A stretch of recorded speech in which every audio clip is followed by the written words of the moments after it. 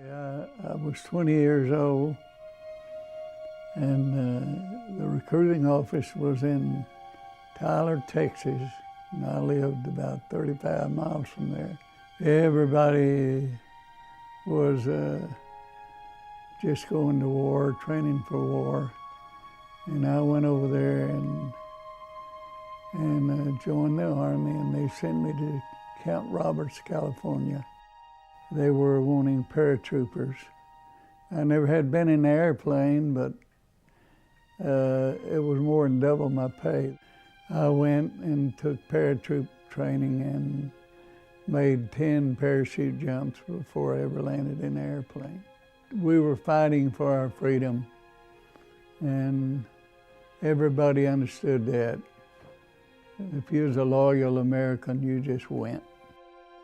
First combat jump was we came from Italy and jumped in southern France. We flew over the men going to the beachhead. We watched the big ships, we could see them going, and it was really a sight to see. We jumped 18 miles inland. The Battle of the Bulge broke out on December the 16th, and they got us out of bed about 4 o'clock in the morning. We was ready. We always had our ammunition ready to fight at any time. And we went to the front and we ran into the Germans. They had advanced 18 miles after we had orders to where we were supposed to go. January the 3rd was when they made the big push to drive the Germans out. We were part of our battalion was part of the men that was in that big push that began before the break of day in the snow. Just liable to see a German soldier as an American.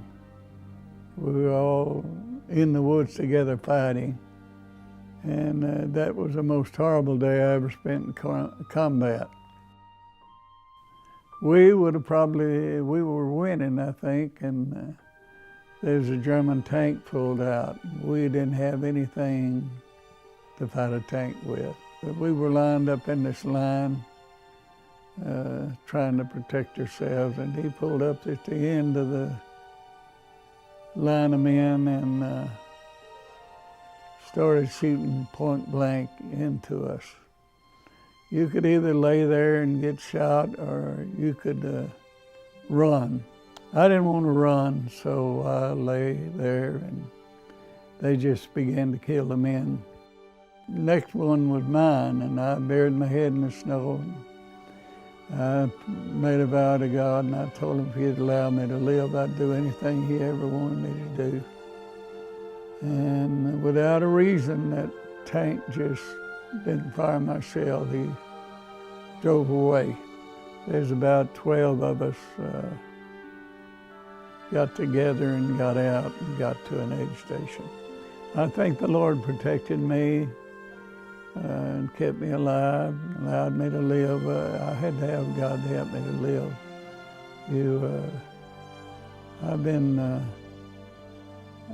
so many times I've been almost killed by snipers. I've been got shot at with tanks and machine guns, and I was even strafed one time by airplanes. Lord, if it hadn't been for the Lord, I'd never made it, and I know that, and I give him all the credit.